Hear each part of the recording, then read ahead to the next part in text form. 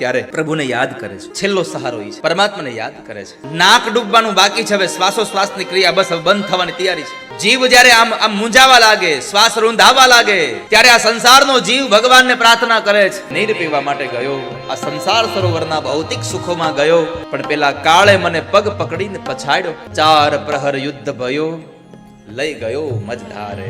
4 પ્રહર એટલે કે બાલ્યાવસ્થા, કૌમાર અવસ્થા, યુવાની અવસ્થા અને છેલ્લી વૃદ્ધા અવસ્થા. આ 4 અવસ્થાઓ 4 પ્રહર છે.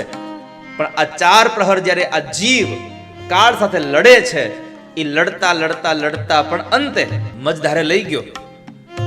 અને જ્યારે નાક કાન ડૂબવા લાગ્યા, ત્યારે કૃષ્ણને યાદ કર્યા. હાથીએ ભગવાનને પુકાર્યા, પરમાત્મા આવ્યા છે. અવાજ દ્વારિકામાં ગયો અને ઠાકોરજી ગરુડ ઉપર બિરાજમાન થઈને આવ્યા. મગરનું મસ્તક કાપ્યું. હું નામનો ગંધર્વ પ્રગટ થયો.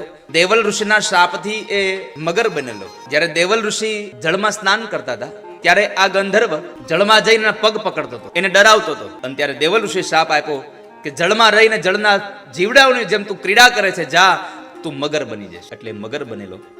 અને ઇન્દ્રદ્યુમ્ન નામનો રાજા અગત્ય ઋષિના શાપને લઈ અને હાથી બનેલો. આજે ભગવાને બેયનો ઉદ્ધાર કર્યો. એકને મારીને ઉદ્ધાર કર્યો, બીજાને છોડાવીને ઉદ્ધાર કર્યો. બંનેને બચાવ્યા.